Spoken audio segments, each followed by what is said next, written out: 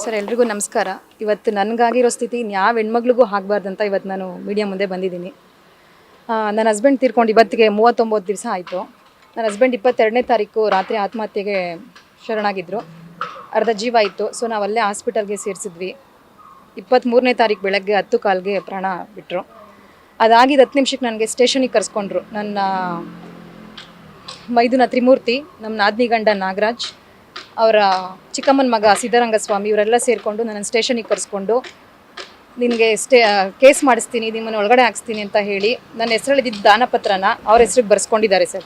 ನನಗೂ ನನ್ನ ಮಕ್ಕಳ ಮೇಲೆ ತುಂಬ ಮಾನವೀಯತೆಯೇ ಇಲ್ಲದೇನೆ ಅಷ್ಟು ಕ್ರೂರವಾಗಿ ನಡ್ಕೊಂಡು ನನ್ನ ಹತ್ರ ವಾಪಸ್ ತೊಗೊಂಡಿದ್ದಾರೆ. ಮನೇನ ಕರಾರು ಪತ್ರ ಮುಂಚೆ ರೆಡಿ ಮಾಡಿಕೊಂಡು ಅದೆಲ್ಲ ವಾಪಸ್ ಮಾಡಿಸ್ಕೊಂಡಿದ್ದಾರೆ. ಒಂದು ಕಡೆ ನಮ್ಮ ಅತ್ತೆ ಮಾವನೂ ಕಂಪ್ಲೇಂಟ್ ಮಾಡಿಲ್ಲ, ನಾನೂ ಕಂಪ್ಲೇಂಟ್ ಮಾಡಿಲ್ಲ. ಅಲ್ಲಿ ನಮ್ಮ ಮಾವ ಏನು ಹೇಳಿಕೆ ಕೊಟ್ಟಿದ್ದಾರೆ, ಯಾರ ಮೇಲೂ ಅನುಮಾನ ಇಲ್ಲ, ಕೌಟುಂಬಿಕ ಕಲಹದಿಂದ ನನ್ನ ಮಗ ಆತ್ಮಹತ್ಯೆ ಮಾಡ್ಕೊಂಡಿದ್ದಾನೆ ಅಂತ ಸ್ಟೇಟ್ಮೆಂಟ್ ಕೊಟ್ಟು UDR ಮಾಡಿಸಿದ ಮೇಲೆ ನನ್ನ ನಾದಿನಿ ಗಂಡ ನಾಗರಾಜ್ ಆಚೆ ಬಂದ ತಕ್ಷಣ ಮೀಡಿಯಾಗಳನ್ನೆಲ್ಲ ಕರೆಸಿ ನನ್ನ ಮೇಲೆ ಸುಳ್ಳು ಆರೋಪಗಳು ಮಾಡಿದ್ದಾರೆ. ಏನಕ್ಕೆ ಈ ಆರೋಪ ಮಾಡಿದ್ದಾರೆ ಅಂದರೆ, ನಾಗರಾಜ್ ಅನ್ನೋರು, ನಮ್ಮ ನಾದಿನಿ ಗಂಡ ನಾಗರಾಜ್ ನನ್ನ ಹತ್ರ ಸುಮಾರು ಸರಿ ಅಸಭ್ಯವಾಗಿ ನಡ್ಕೋತಾ ಇದ್ರು. ನಾನು ಅವ್ರಿಗೆ ಅದಕ್ಕೆ ಕೋಆಪ್ರೇಟ್ ಮಾಡಿಲ್ಲ ಅನ್ನೋ ಉದ್ದೇಶಕ್ಕೆ, ಮತ್ತು ಅವ್ರ ಹೆಂಡತಿ ಹತ್ರನೂ ಸುಮಾರು ಸರಿ ನಾನು ಕಂಪ್ಲೇಂಟ್ ಮಾಡಿದ್ದೆ, ಈ ಥರ ನಿಮ್ಮ ಹಸ್ಬೆಂಡ್ ನನ್ನ ಹತ್ರ ಅಸಭ್ಯವಾಗಿ ನಡ್ಕೋತಾರೆ. ನನ್ನ ಹಸ್ಬೆಂಡ್ ಹತ್ರನೂ ಹೇಳಿದ್ದೆ ಅವ್ರ ಜೊತೆ ಸೇರಬೇಡ ಅಂತ. ಮತ್ತು ನನ್ನ ಹಸ್ಬೆಂಡ್ ಅವ್ರ ಹತ್ರ ಜಗಳನೂ ಮಾಡಿದ್ರು ಇದೇ ವಿಚಾರಕ್ಕೆ, ಯಾಕೆ ನಗ್ಮಮ್ಮ ಪವಿತ್ರನ ಹತ್ರ ಅಷ್ಟು ಕೆಟ್ಟದಾಗಿ ನಡ್ಕೋತೀರಂತೆ, ಹೇಳಿದ್ದಾಳೆ ಹಾಗೆ ಹೀಗೆ ಅಂತ. ಇದನ್ನು ಹೇಳಿದ್ದಕ್ಕೆ ನನ್ನ ಮೇಲೆ ಹಾಗೆ ಸಾಧಿಸೋದಕ್ಕೋಸ್ಕರ ಅವತ್ತು ಮೀಡಿಯಾ ಮುಂದೆ ನನ್ನ ಮೇಲೆ ಸುಳ್ಳು ಆರೋಪಗಳೆಲ್ಲ ಮಾಡಿದ್ದಾರೆ.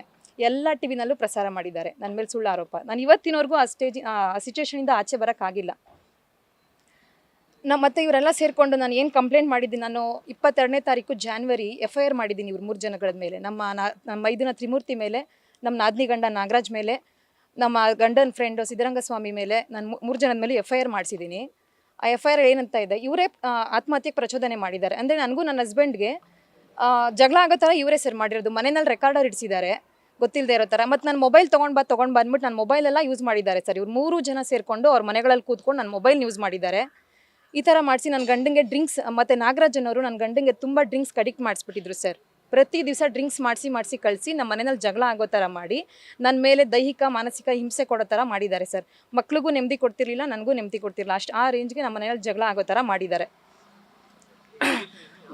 ಮತ್ತು ನಾನು ಮಹಾಲಕ್ಷ್ಮಿ ಲೇಔಟ್ ಸ್ಟೇಷನ್ಗೆ ಜನವರಿ 22ನೇ ತಾರೀಕು ನಾನು ಕಂಪ್ಲೇಂಟ್ ಕೊಟ್ಟಿದ್ದೀನಿ ಸರ್.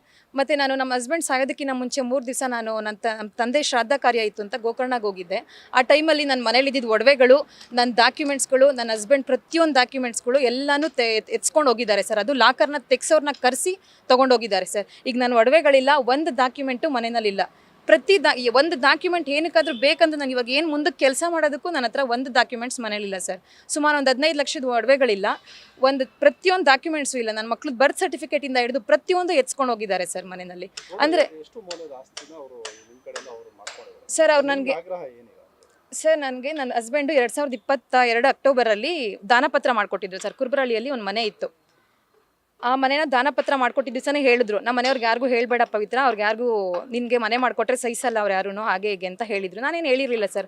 ವಿಚಾರ ಗೊತ್ತಾದ ಮೇಲೆ ನನ್ನ ಗಂಡಂಗೆ ತುಂಬ ಟಾರ್ಚರ್ ಮಾಡಿದ್ದಾರೆ. ಅವಳ ಹೆಸ್ರಿಗೆ ಮನೆ ಯಾಕೆ ಮಾಡಿಕೊಟ್ಟಿದ್ಯಾ, ವಾಪಸ್ ತಗೋ, ಹಾಗೆ ಹೀಗೆ, ನಿನ್ನ ಗಂಡಸಲ್ವೇನೋ, ನಮ್ಮಂಥವ್ರಾಗಿದ್ದರೆ ನೇಣಾಕೊಂಡು ಸತ್ತೋಗ್ತಿದ್ವಿ, ಹಾಗೆ ಹೀಗೆ ಅಂತ ಪ್ರಚೋದನೆ ಮಾಡಿದ್ದಾರೆ ಸರ್. ಯಾಕಂದರೆ ನಮ್ಮ ನಾದಿನಿ ಗಂಡನ ಬಾಯಲ್ಲಿ ಬರ್ತಿದ್ದಿದೆ ಈ ಥರ ಮಾತುಗಳೇ. ಯಾಕಂದರೆ ಸರ್ ತುಂಬ ಮನೆಗಳು ಹಾಳು ಮಾಡಿದ್ದಾರೆ ಸರ್ ನಾಗರಾಜನವರು. ತುಂಬ ಮನೆಗಳು ನನಗೆ ಫೋನ್ ಮಾಡಿ ಹೇಳಿದ್ದಾರೆ.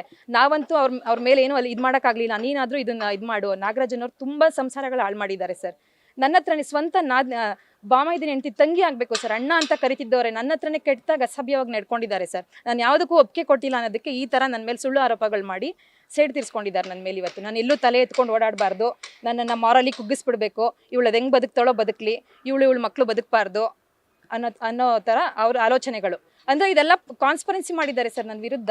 ಒಂದು ಹೆಣ್ಣಿನ ವಿರುದ್ಧ ಇಷ್ಟು ಮಾಡೋ ಅವಶ್ಯಕತೆ ಇರಲಿಲ್ಲ ಸರ್. ಯಾವುದೇ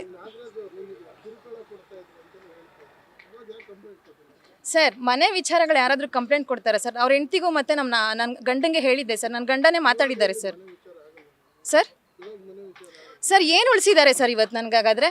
ಏನು ಉಳಿಸಿದ್ದಾರೆ ನನ್ನನ್ನು ಇವತ್ತು? ನಾನು ನನ್ನ ಮಕ್ಕಳು ಒಂದೊಂದು ಕ್ಷಣನೂ ಸಾಯ್ತಾ ಇದ್ದೀವಿ ಸರ್. ನಿಮಗೆ ಗೊತ್ತಿಲ್ಲ, ಅದು ನಮಗೆ ಗೊತ್ತು ಸರ್. ಪ್ರತಿ ಕ್ಷಣನೂ ಸತ್ತಿ ಬದುಕಿದ್ದೀವಿ